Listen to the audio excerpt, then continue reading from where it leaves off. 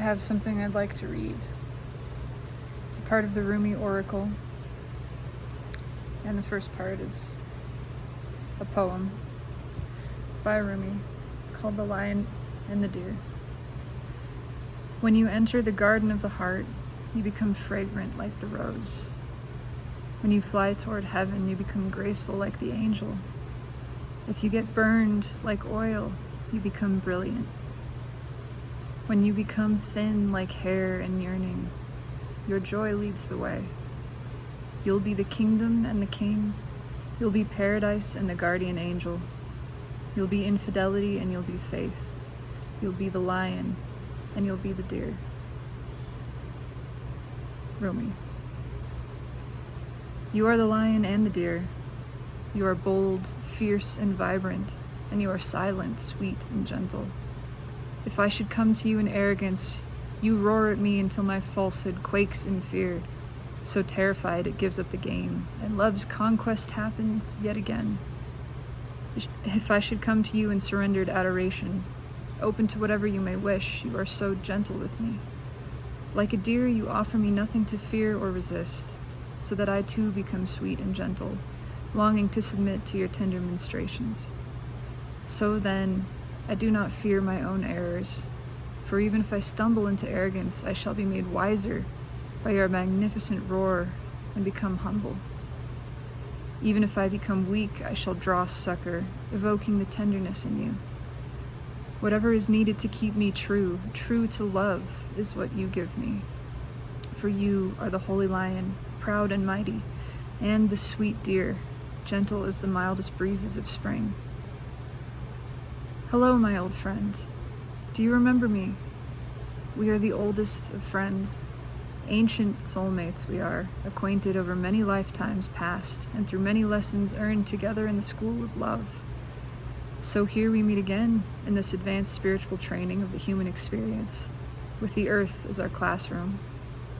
The moment is upon us to leave behind what we have once known, and to open up to the great mystery of life again. Our souls leapt from the divine oneness through the river of forgetfulness, and now dive into a body and a life. What journey that leap begins. Let us embark on this studious adventure together. Let us honor the tiger and the lamb within each other, the lion and the deer. I can witness in you both the raging warrior who fights with the unbreakable honor, and the healer who brings together those things torn apart.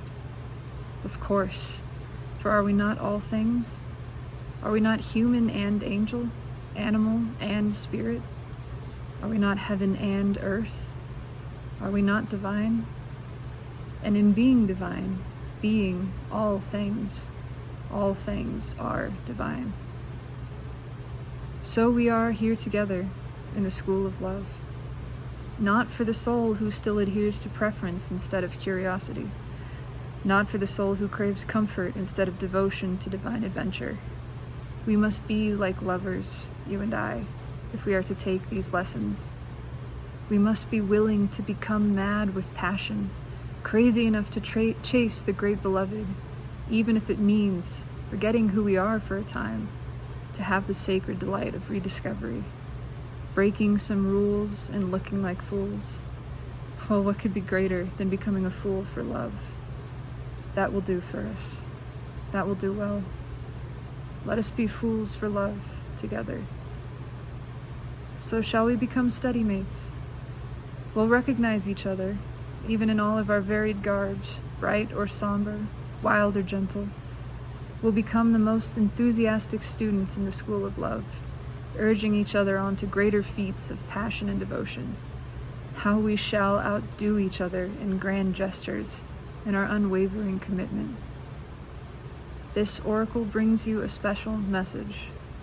You are rediscovering a part of yourself that has been lost or submerged underneath more practical concerns. Of course, if practicality is about survival, then learning to be your true self is most essential and practical. All other paths lead to death of soul. You are asked to bear the chaos of this rediscovery. It may be that talents from this or other lifetimes are reawakened and cause you some discomfort at first, even though they will ultimately bring joy and greater fulfillment.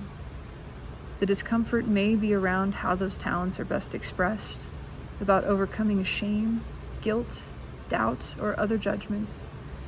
It may even be about who you are, if you now admit your talent or other emerging personality traits. Perhaps what is being unearthed in you now is darker, your sacred rage, refusal to accept disrespect in your life, your inability to tolerate lies and deceptions. Well then, you are the lion and the deer. That is nature.